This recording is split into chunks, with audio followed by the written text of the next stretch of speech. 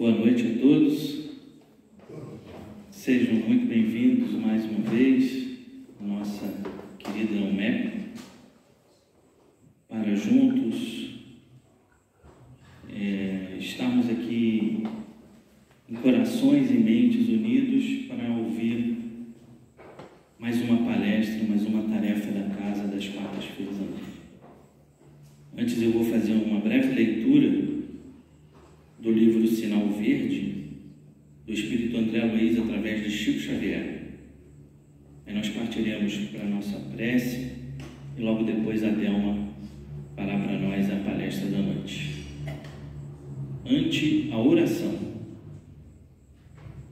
Acatemos na oração a presença da luz que nos descortina a estrada para a vida superior, sem prevalecer-nos dela, a fim de queixar-nos de outros ou espancar verbalmente, seja quem seja. Quando a nossa comunhão com Deus e com a espiritualidade superior não é possível num lugar à parte, no silêncio do coração, sigamos as recomendações de Jesus.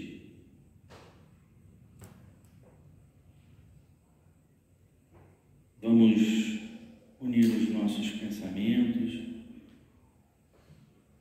juntar, reunir as nossas melhores energias, as nossas melhores vibrações, unir os nossos corações aos dos nossos amigos espirituais que conosco compartilham desta tarefa e todos juntos lançarmos ao mais alto, na direção de Jesus, a nossa prece de agradecimento, Mestre. Gratidão pelo que somos, pelo que temos, pelo que buscamos e pelas oportunidades e também pelos obstáculos que nos aparecem. Dá-nos clareza de pensamento, permita-nos coragem e ajuda-nos a perseverar. Que a tua paz, Mestre, que agora chega a cada um de nós, permaneça conosco nos nossos propósitos, se estenda aos nossos lares, se estenda aos nossos corações queridos e também, Mestre, abençoe o estudo da noite através da nossa querida Delma, que falará sobre Amélie Boudet, esposa de Kardec, ambos certamente teus servos, que deve por nós ser lembrado e reverenciado.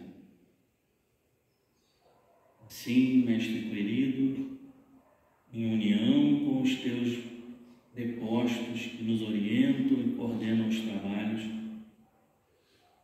damos início a mais uma palestra na nossa mãe. Que a tua paz permaneça. Graças a Deus. Iniciaremos então a palestra com a Delma, cujo tema é Amélie Gabrielle Boudet, a senhora Kardec.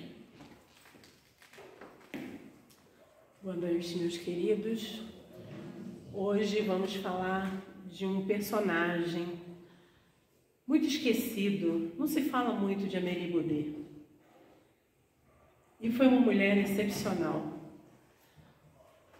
Eu li duas biografias diferentes dela, que divergem às vezes de data, mas não da mensagem principal. Então nós vamos hoje conhecer essa mulher extraordinária que preferiu ficar um pouco mais apagada para que o seu marido conseguisse fazer a tarefa que lhe era destinada. Então vamos ver. Eu procurei colocar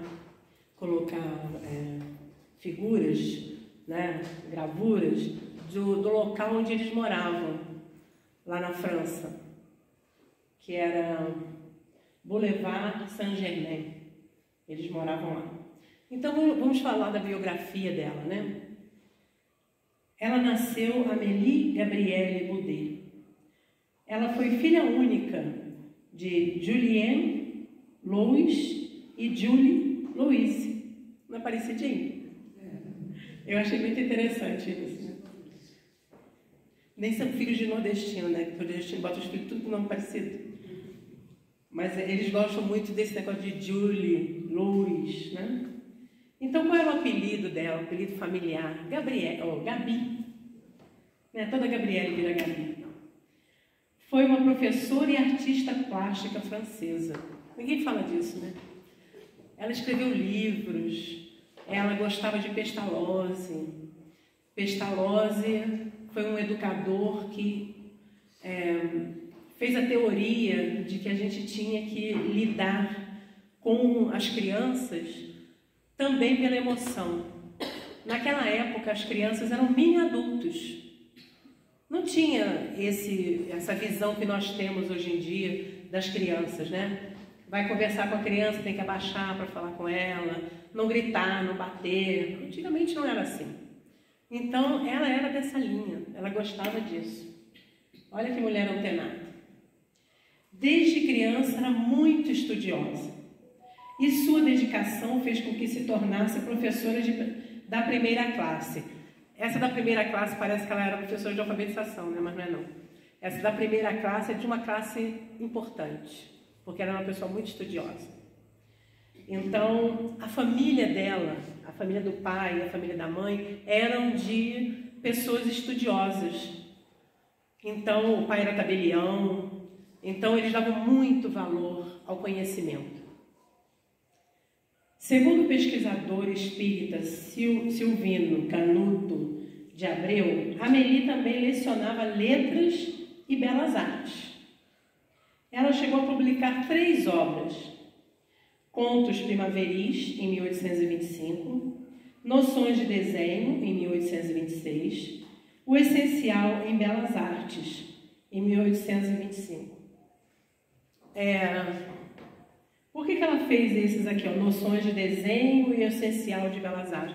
Não existia livros que falassem sobre o tema, sobre as artes. Não existiam, eram muito poucos. E como ela era uma estudiosa, ela queria que isso crescesse, que as pessoas tomassem interesse sobre aquilo. Então ela fez essas obras para despertar nas pessoas o interesse pelas belas artes. Morando em Paris, na França, conheceu e se casou com Hippolyte Léon Denisard Rivail, o nosso Kardec, cujo pseudônimo depois seria Allan Kardec. Né? A gente sabe que Allan Kardec foi uma vida anterior de Kardec, né? Que ele foi um druida. Então ele se chamava em outra existência Allan Kardec. Quando ele soube disso, ele passou a se chamar Allan Kardec, né? O pseudônimo, que o defendia e também dividia a sua obra. Porque Kardec também fazia livros, era um estudioso, uma pessoa muito conceituada na sociedade. Então ele não queria misturar as obras acadêmicas dele com a doutrina espírita. Então ele teve esse pseudônimo, escolheu esse pseudônimo. Ao lado dele, desenvolveu um importante trabalho na área da educação e, sobretudo, na codificação e disseminação do espiritismo. A gente pensa assim, eu pelo menos pensava, né, que ela seria assim, uma secretária que ajudava ele a corrigir, já que ela era uma professora, mas não, o papel dela foi muito mais fundamental do que a gente possa imaginar. Como era a esposa de Allan Kardec? Amélie e Allan Kardec se casaram em 6 de fevereiro de 1832. Ela era 9 anos mais velha que ele. Mas a diferença de idade nunca foi um empecilho para o casal, porque eles pensavam tão igual, eles tinham objetivos tão semelhantes, que a idade não fazia a menor diferença. Era um homem extremamente maduro para aquela sociedade. E ela uma pessoa extremamente ávida por conhecimento. E quando eles se conheceram, lógico que a gente sabe que tudo isso estava na espiritualidade já programado, né? Porque ninguém se encontra por acaso. Ninguém. Às vezes a gente se encontra e a coisa não é muito boa. Então, é lição. Mas quando a gente se encontra e fica tudo certo, é bênção. Né? Então, ela encontrou com Kardec e se tornou uma bênção na vida dela. Eles vieram preparados para essa tarefa. Tanto que a Amélie, quando casou com Kardec, ela tinha 37 anos. Para essa sociedade, né, uma sociedade bem antiga ainda, uma mulher com 37 anos, nossa, era uma mulher que ninguém mais queria, né? Porque não podia reproduzir, não podia mais ter filho. Naquela época, 37 anos, não podia mais ter filho. Então, ela não ia ter filhos, era uma mulher que só gostava de livros. Então, quando ela se casou aos 37 anos, acho que nem ela pensava que ela ia se casar mais, né? Porque era muito tempo. Mas se casou com 37 anos, com Kardec, e fez da vida dela uma vida muito útil. E uma vida também que fez diferença, não somente para ela e Kardec, mas para todos nós. Que seria de nós se não existisse Kardec e Amélie Baudet? Então, vamos continuar aqui. Na trajetória educacional do casal, destaca-se a fundação de um instituto técnico em Paris, baseado nos métodos do educador suíço Pestalozzi, que incorporou o afeto na sala de aula, que a gente falou, né? Eles fizeram uma escola, um instituto que falava sobre o afeto. Como que a gente aprende usando os sentimentos. Não é muito parecido com Jesus? Olha só, Jesus nos ensinou a gente com amor. Ele falava parábolas que faziam a gente pensar. Ele nunca disse, você está errada, você vai morrer, vai para o inferno, né? Sua vida não vale mais a pena. Então, Kardec, como já foi um druida, né? Foi um sacerdote druida, ele também tinha isso no coração. Então, quando chegou, encontrou Pestalozzi e Amélie, foi um casamento perfeito. E eles fizeram esse instituto. Infelizmente, em 1835, o instituto precisou fechar as portas. Era muita coisa nova para a sociedade, né? Como é que a sociedade ia enfrentar um conhecimento desse, né?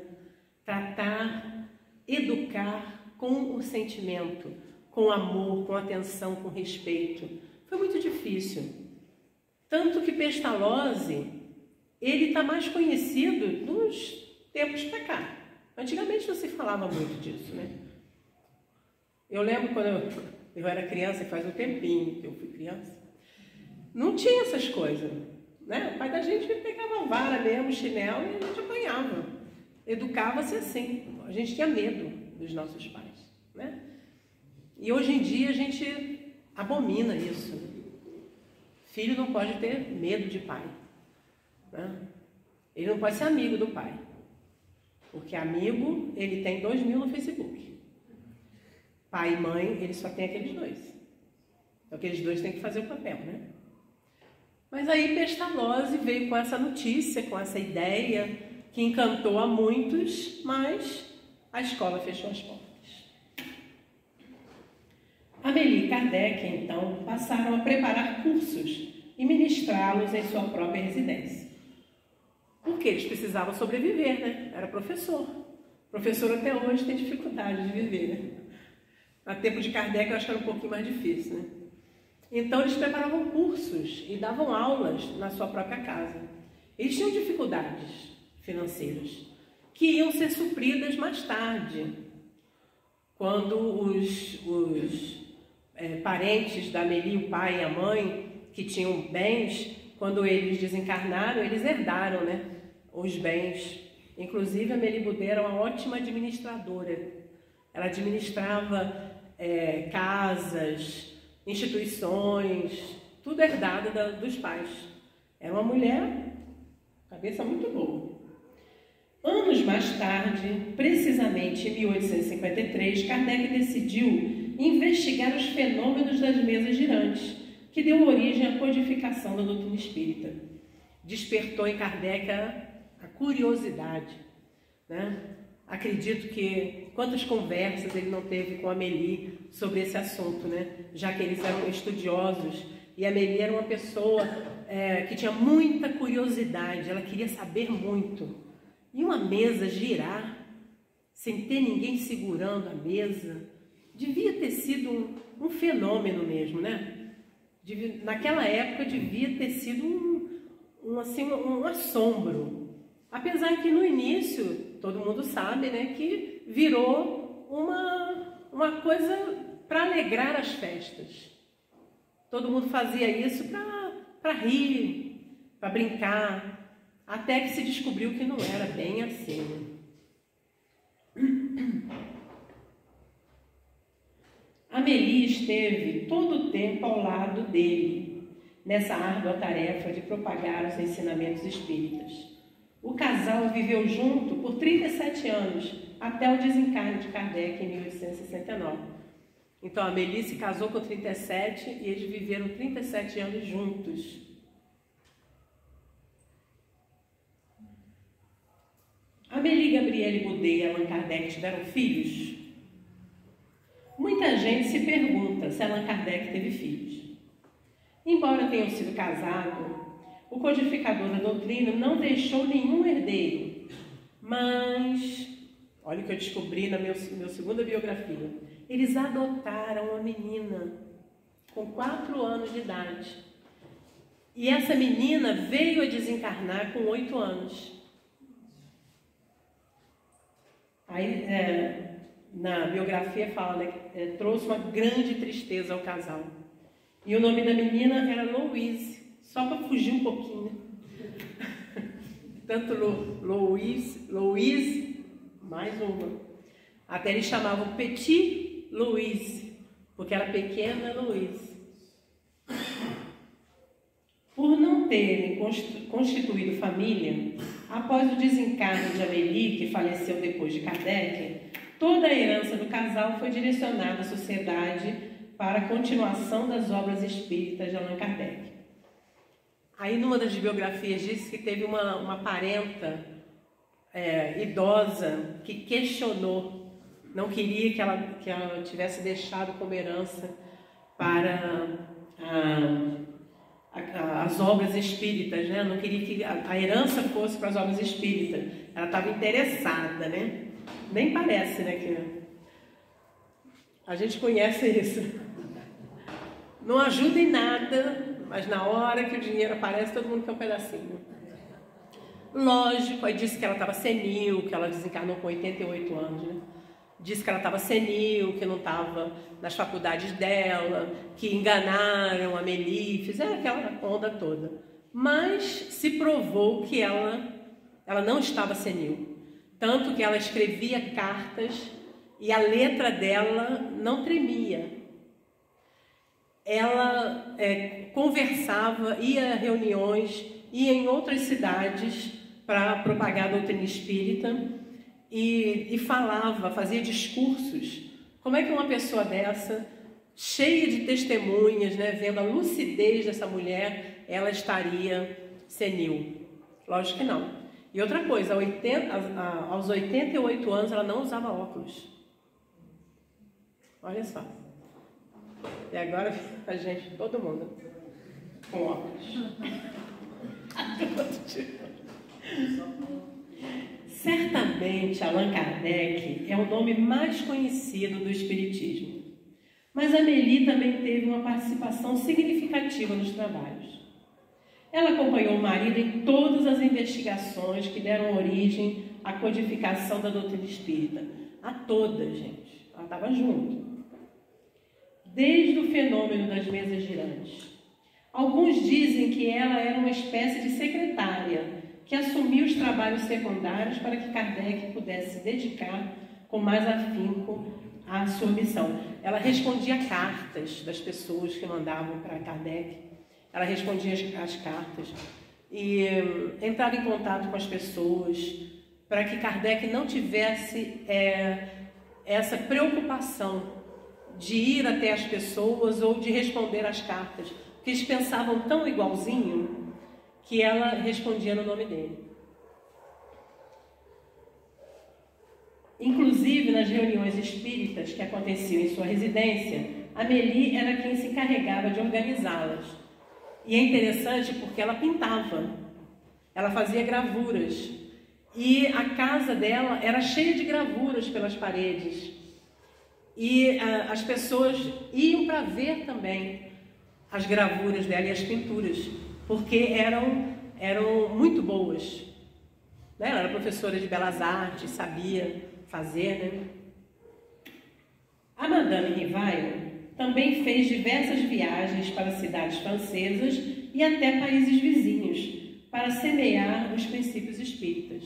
Então não era só Kardec que viajava, ela também ia para cidades próximas para responder algumas perguntas, conversar com o espiritismo nascente, ou aquelas pessoas que estavam curiosas sobre a doutrina espírita, né, que não sabiam bem o que estava acontecendo, o que era aquilo, o que é essa história de mesas girantes, como é que Kardec descobriu que isso tinha uma inteligência por trás, né? Ela ia responder essas perguntas, visitava as cidades.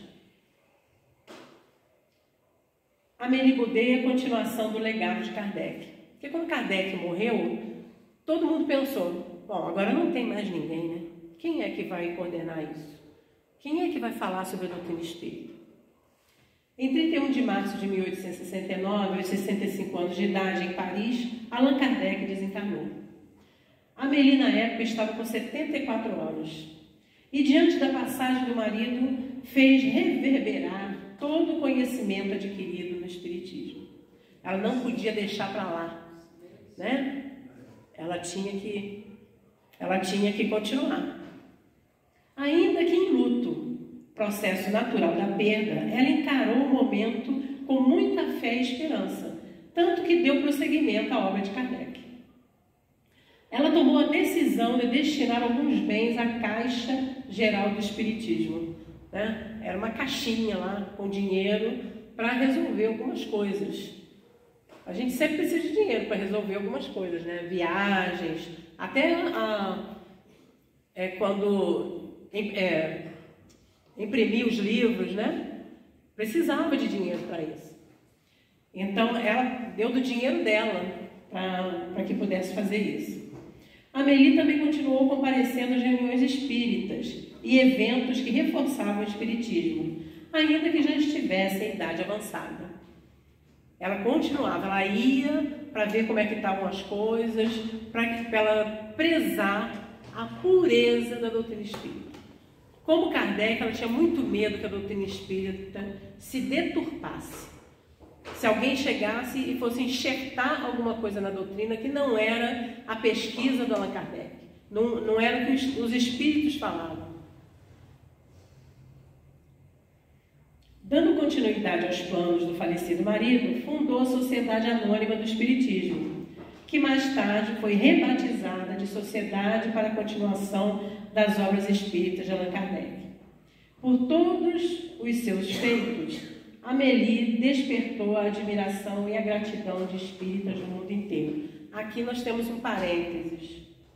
Por que ela rebatizou como Sociedade para a Continuação das Obras Espíritas de Allan Kardec? Porque muitos daqueles que colaboravam com a doutrina espírita começaram a fazer coisas que ela discordava. E quando ela começou a sentir que ela não tinha mais voz ativa dentro daquele primeiro movimento, ela fez outro movimento, que diz a que veio.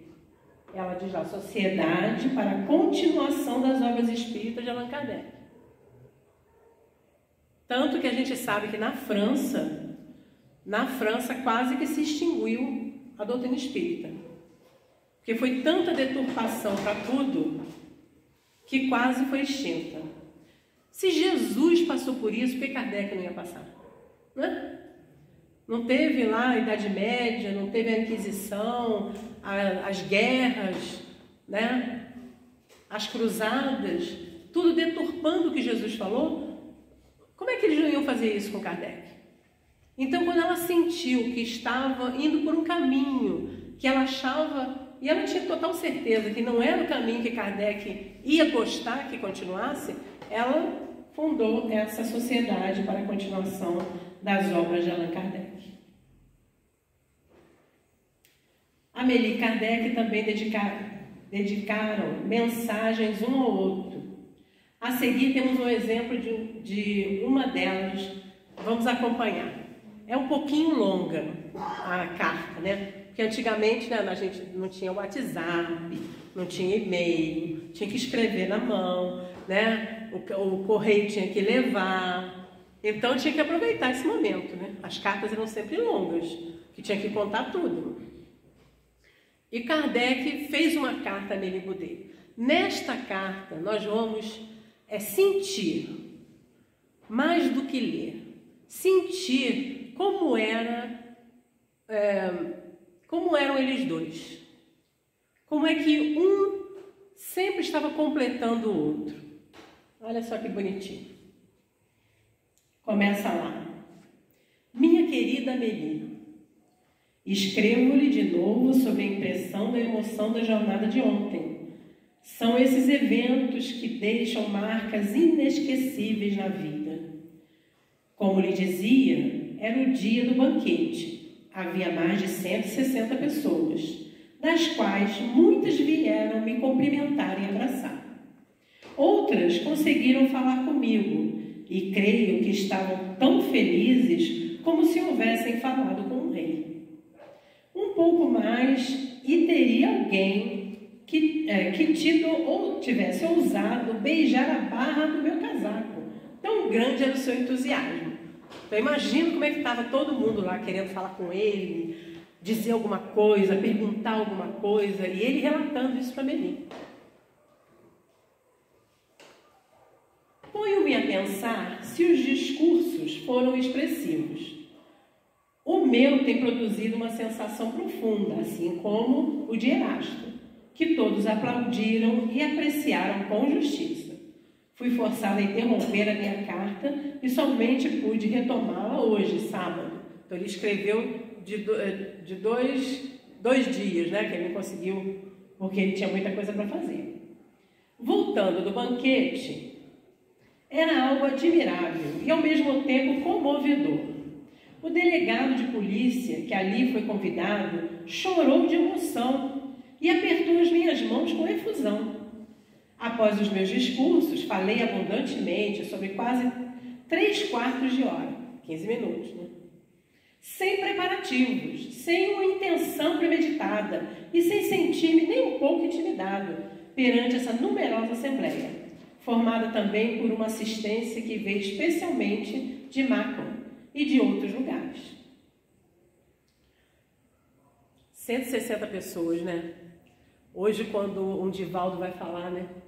Enche um estádio, enche uma sala. Olha só que maravilha, né? Como a doutrina espírita cresceu nesse tempo, né? Ontem, sexta-feira, visitei grupos em diferentes pontos da cidade, distantes uns dos outros, em mais de uma légua. Lá aconteceu a mesma acolhida, o mesmo entusiasmo. Falei destes às 10h30 da manhã até às 9h da noite, excetuando a interrupção dos trajetos. Voltei extenuado. Imagina ele falar de 10h30 da manhã até às 9h da noite. Muito, né? Esta manhã fui tomar um banho, o que me fez muito bem. Esta noite vou a outra reunião, porém mais aristocrática, onde ainda terei muitas coisas a dizer. Quando ele saía, né? Quando ele saía, ele aproveitava para poder visitar e conversar. Já não são mais as centenas que se contam os espíritas em Lyon, senão por milhares. Em toda parte há médios, e entre os que tenho visto existem muitos bons. Em um dos grupos encontrei um guarda municipal que era muito bom médium e muito bom espírita. Diferença entre bom médium e bom espírita, né? Sabe que tem. A pessoa é médium, mas pode não ser um bom espírita. Depois tinha um ferreiro de grande constituição física, igualmente muito bom médium, homem sério, inteligente e que entre os seus inspira numerosos adeptos. Ele é o chefe de um grupo em Weizen. E como eu não pude ir lá, ele veio cá, com vários confrades seus, a uma das reuniões da cidade. Em resumo, encontro aqui um progresso que estava longe de esperar. E o que há de particular é que em toda parte se dedicam ao espiritismo sob um ponto de vista sério. Todas as vezes que abordei o tema das experiências físicas, notei que isto interessava pouco. Mas todos prestavam atenção quando eram tratadas as consequências morais e filosóficas. Minha viagem terá indiscutivelmente uma imensa repercussão e fará um grande bem, inclusive perante as autoridades. A doutrina espírita até hoje tem isso, né? Quando a gente ouve falar que está tendo manifestações espirituais como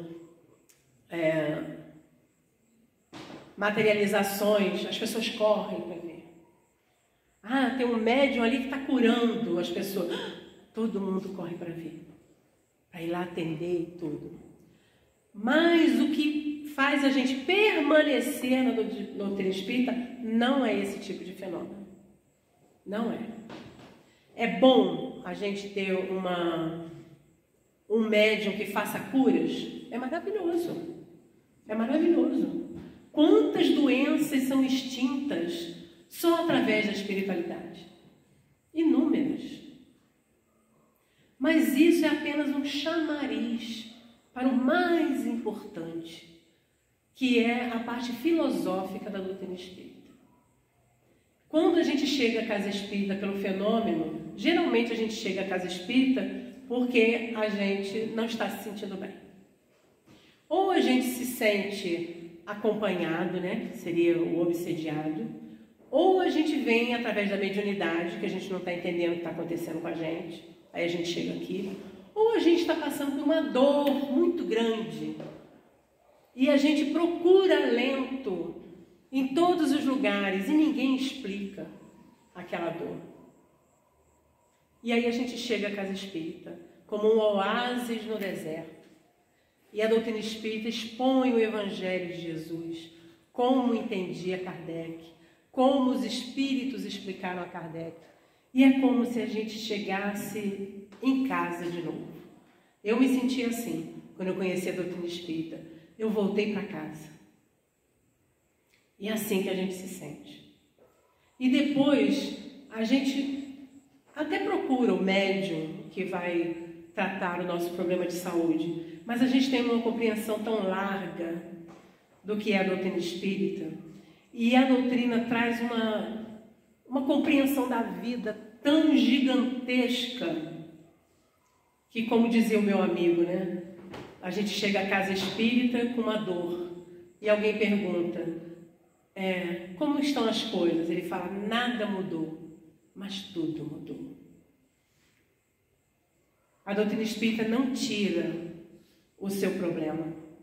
Não vai falar assim, não, agora acabou, tá? Agora você chegou num lugar que só tem bênção. Tu vai ficar rico, tu vai sarar de todas as suas doenças, sua família vai ficar espetacular. Não é verdade. Ninguém pode falar isso. A doutrina espírita faz com que a gente compreenda as nossas dores. Por isso que nós somos esquisitos quando a gente canta, quando alguém desencarna. Nós vamos ao velório e quando a gente chega, todo mundo fala, não, vamos cantar, quem vai cantar? Puxa aí, às vezes é um desafio só. Mas a gente pede perdão ao espírito que desencarnou, fala, desculpa, mas vamos cantar. Por quê?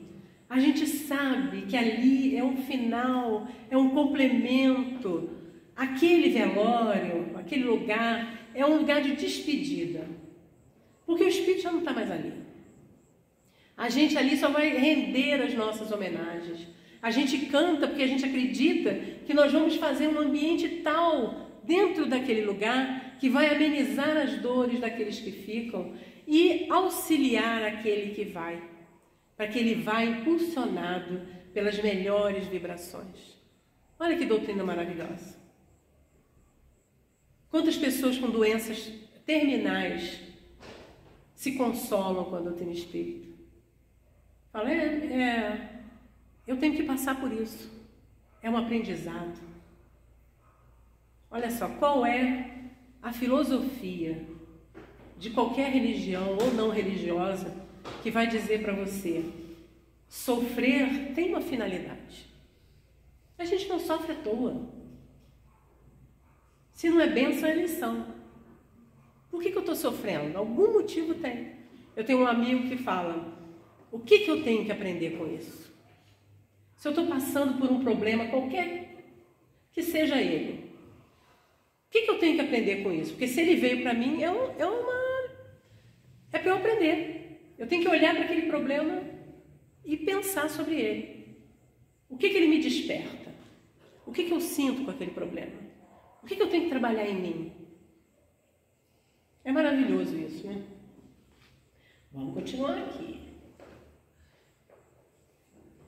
E finaliza a carta assim: estive ocupado de tal modo que não tive tempo de visitar os meus conhecidos. Tinha a intenção de partir amanhã, domingo, mas como desejo ver o senhor e a senhora Rigolette, irei à casa de campo deles, o que transfere minha partida para segunda-feira. Chegarei a Paris na terça-feira ao meio-dia. Olha só que bonitinho. Teu muito amado Allan Kardec. Não, Allan Kardec não. Hippolyte Léon Denisard Rivail, né? HLD. Olha só que lindo, né? Dando contas à esposa por que ele estava demorando a chegar e quando ele iria chegar, né? E do teu muito amado, né? Ela devia dizer isso para ele, né? Você é o meu amado, você é muito amado. E ele repetia isso, né? E aí a gente vai vendo como era a ligação dos dois. E isso, eles já tinham idade, mas um respeitava o outro, um estava perto do outro, conversando sempre com o outro, trocando ideias. O que nós podemos fazer? Eu não posso ir a tal lugar, você vai? Se eu for lá, você pode fazer outra coisa? Porque eles tinham uma tarefa muito importante. Amélie Gabrielle Boudet, A Causa da Morte. Em 21 de janeiro de 1883, Amélie Gabrielle Boudet faz a passagem para o plano espiritual. Em virtude de sua idade avançada, aos 87, eles discordam, uns dizem 88, outros 87. Ela desencarna em sua residência, localizada em Paris, na França. Seu corpo foi sepultado ao lado do seu esposo, no cemitério do Père-Lachaise. Não sei falar francês, então é assim. No túmulo dela há uma gravação da frase Amélie Gabrielle Boudet, viúva de Allan Kardec. Ela podia ter colocado viúva de Hippolyte Léon, mas era tão importante para ela, né? Aquilo. Aí ela colocou. Uma coisa interessante aqui, que na passagem da Amélie, quando ela desencarna, muitos vultos que trabalharam pela doutrina espírita, inclusive o seu marido, vieram recebê-la. Porque todos aqueles vultos que trabalharam, já desencarnados, trabalharam pela doutrina espírita, era um grupo já comprometido na espiritualidade para a execução daquela tarefa. Porque eles não vieram aleatoriamente, não se conheceram aleatoriamente. Eles combinaram isso no plano espiritual e conseguiram fazer a tarefa que foi designada a cada um. Porque quando existe uma missão, existe uma tarefa a ser cumprida, a espiritualidade investe nisso. São muitos anos estudando na espiritualidade, se comprometendo com aquele objetivo que eles vão fazer. Quando Jesus veio à Terra, 200 anos antes, ele se reuniu com os apóstolos no plano espiritual. 200 anos antes. E ele já estava há quase 1000 anos, 800 anos, já se adaptando à atmosfera da Terra para poder reencarnar. Porque ele já era um espírito puro. Imagina a diferença vibratória que tem de um espírito puro para a nossa Terra. Tanto que quando um espírito superior vem dar qualquer comunicação, às vezes é sofrido para o médium. Que o médium tem que se elevar um pouco na vibração, o espírito tem que descer um pouco a vibração e nesse encontro ele passar a mensagem. Porque é difícil, a Terra é densa. Quem já leu os livros de André Luiz sabem, quando eles vêm para a Terra, o que eles sentem quando eles andam pelas ruas. Nós ainda estamos num planeta caminhando para a regeneração, mas ainda somos prova e expiação. Então, quando a nossa Gabi desencarna, aqueles espíritos que a antecedeu, vieram buscá-la para dizer para ela: nós conseguimos, passamos a mensagem.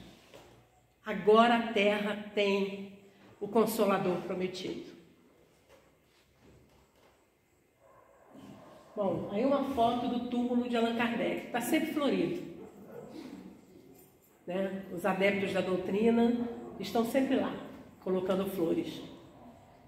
Aí, ó, o túmulo de Allan Kardec e Amélie Boudet, que estavam juntos, né? É o mais famoso cemitério de Paris. Esse cemitério pode ser famoso, né? Que ele é. E aí tem várias pessoas importantes enterradas nesse cemitério, por isso que ele é famoso também. Então eu botei alguns aí. Edith Piaf, né? Que era uma cantora, que a Bibi Ferreira, lembra? Cantava as músicas dela. Então, ela está enterrada lá. Molière, que era um dramaturgo e ator, também está enterrado lá. Oscar Wilde, que era um poeta e romancista, também. Chopin, músico e compositor. Honoré de Balzac, romancista e dramaturgo. Inclusive, Honoré de Balzac era um escritor era favorito de Amélie Boudet. Ela gostava muito das peças dele, do que ele escrevia. Ela gostava muito. Então, a gente fica vendo que essa programação espetacular feita pelo plano espiritual, que Kardec foi o protagonista, nós sabemos que a companheira dele também teve a sua tarefa junto a ele. Numa das biografias, fala que muitos daqueles famosos, aquelas pessoas muito importantes para a doutrina espírita ou para outras artes, outras filosofias do nosso planeta, também tiveram as suas esposas como colaboradoras nas tarefas que eles fizeram. Porque tinha que existir uma parceria, tinha que alguém auxiliar. E nada melhor do que a esposa, né? Preparada para esse fim, para ajudar para que eles conseguissem as tarefas que eles tinham para fazer. Era tão importante a contribuição de Amélie Boudet que no dia do velório dela teve uma comoção na cidade. Mas interessante que os grandes da cidade, as autoridades, não compareceram ao velório. Quem compareceu? Os simples. Aqueles que a doutrina espírita tocou no coração.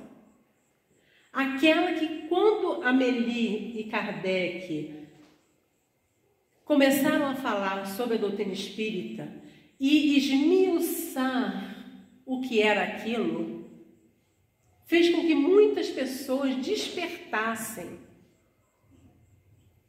E com isso mudaram as suas vidas e compreenderam o sofrer, compreenderam por que estavam na Terra. Porque era muito sofrimento, antigamente era muita dor. No tempo de Jesus era muita dor, mas na época de Kardec também. Ainda existia muita miséria, muita fome. E quando a doutrina espírita chega, é um oásis no deserto da dor, como diz aquela frase famosa, né? Um oásis no deserto da dor. Então aquelas pessoas mais simples vieram para honrar aquela mulher que estava se despedindo da terra. Porque ela teve uma boa vida. Até o último instante de vida dela, até os 87, 88 anos, ela foi ativa. Ela falava sobre a doutrina, ela exemplificava, ela conversava com as pessoas.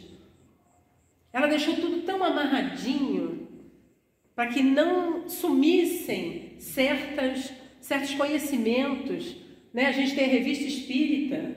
A revista espírita é um tesouro. É aquilo que não está nos livros. Não está lá no Evangelho, não está lá no Livro dos Espíritos, no Livro dos Médiuns. Eram conversas que Kardec tinha com uma pessoa, com outra. Eram cartas que eram mandadas.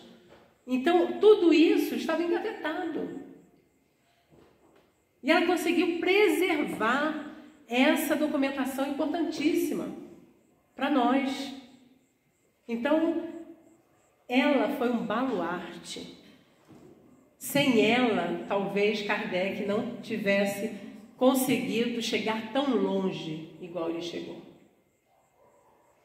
E a gente sabe que o Brasil é um país que mais propaga a doutrina espírita.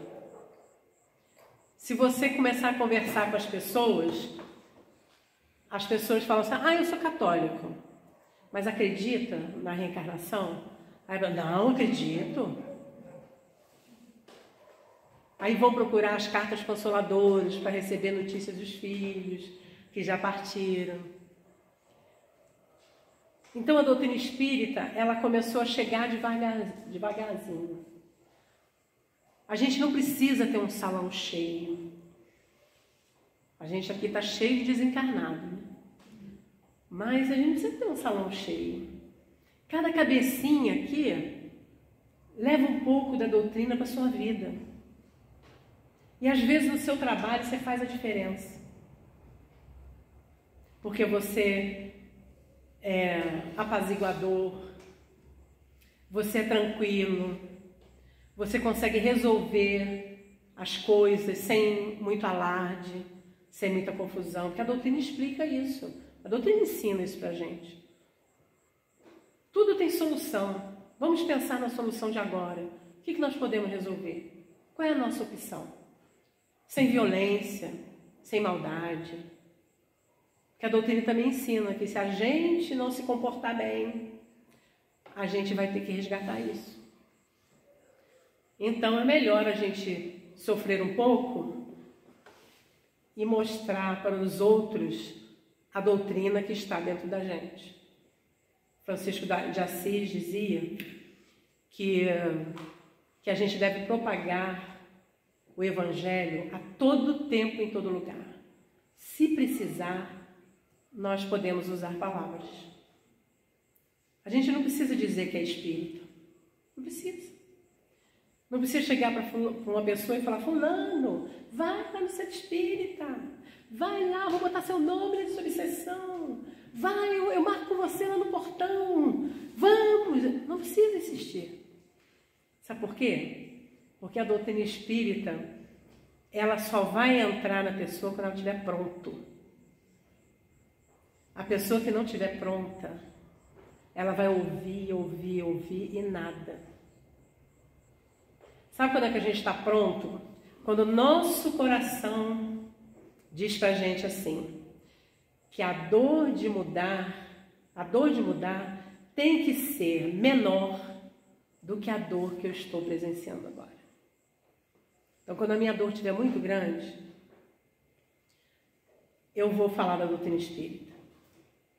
Às vezes a gente vê um irmão nosso, né, sofrendo tanto, e a gente olha e fala, meu Deus, se ele fosse lá ouvir uma palestra, se ele lesse, se ele ouvisse, mas a gente sabe que não adianta falar, porque ele não vai ouvir. Então a gente espera o momento quando a gente acha que a dor dele está muito grande, você propõe de novo. Você não quer dar uma chance para a doutrina? Vamos lá ouvir, eu acho que vai fazer bem para você. E a pessoa vem uma vez, ouve, às vezes fica impactada com aquilo, vai para casa pensar, aí volta outra vez, aí a doutrina dá mais uma rasteira nela. Ai, meu Deus. Hoje eu estava fazendo um culto no lar com a minha irmã, eu tenho uma irmã que mora no Rio. Toda quarta-feira a gente faz culto no lar online, né? E aí a gente estava falando sobre isso, né? Que a doutrina espírita é tão maravilhosa que mesmo na nossa dor, quando a gente está sofrendo muito, ela nos acalenta, nos anima, nos fortalece. A gente sofre, mas sofre com ânimo. Tem uma musiquinha da evangelização que ela fala assim, tropeça aqui, cai acolá, e de novo levanta e continua a cantar. É assim. Às vezes a gente está lá numa dificuldade tão grande, passando tantos problemas, tropeçando na vida, mas a gente tropeça, respira fundo e vai outra vez. Aí passam-se anos, 10, 15, 20. Um dia você olha para trás e fala assim, meu Deus, como é que eu cheguei aqui? Como é que eu cheguei aqui? Porque a doutrina me ensinou, o Evangelho de Jesus me ensinou. Então a doutrina é assim, ela é calma, ela é paciente, ela espera, o nosso coração está pronto para ela colocar a sementinha. Logo quando eu comecei na doutrina,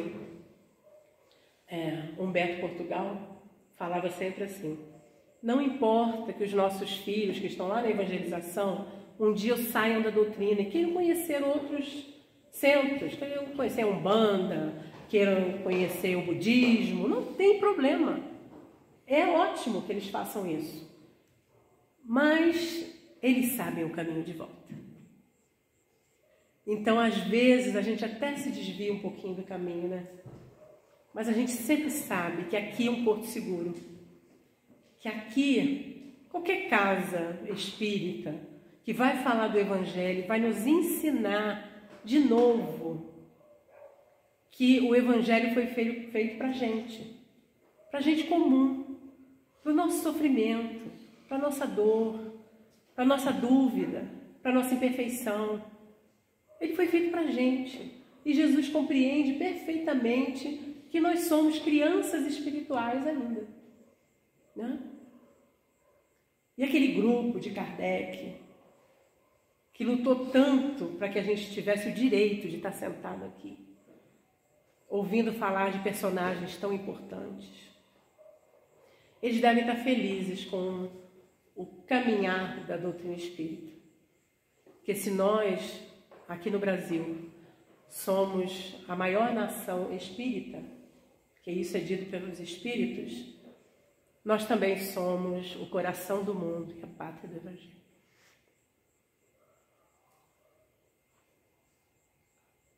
Então vamos perseverar nessa tarefa que nos foi dada. Propagar através da doutrina espírita com os nossos atos, onde a gente estiver.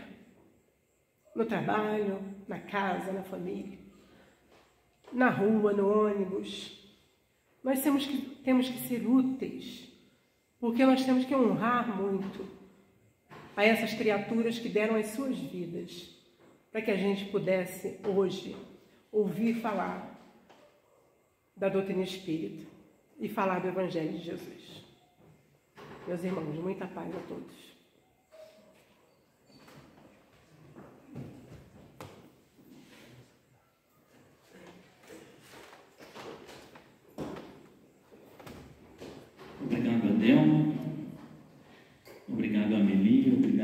Kardec. Vamos fazer uma prece. Logo depois, enquanto os aplicadores de passe se dirigem à sala do passe, a gente dá alguns recados aqui de atividades que já estão recomeçando.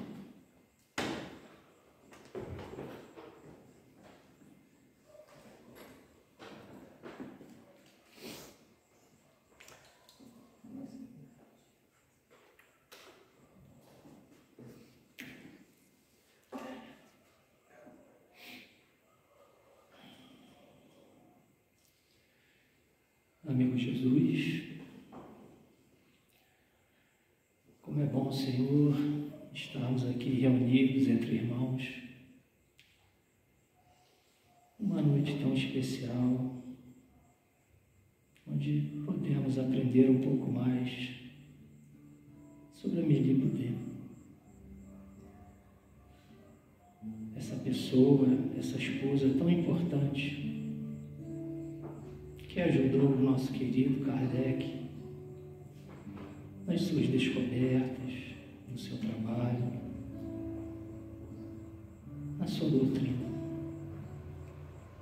a doutrina dos Espíritos. Tão pouco se é falado nela, Senhor, mas hoje podemos conhecer um pouco mais e agradecer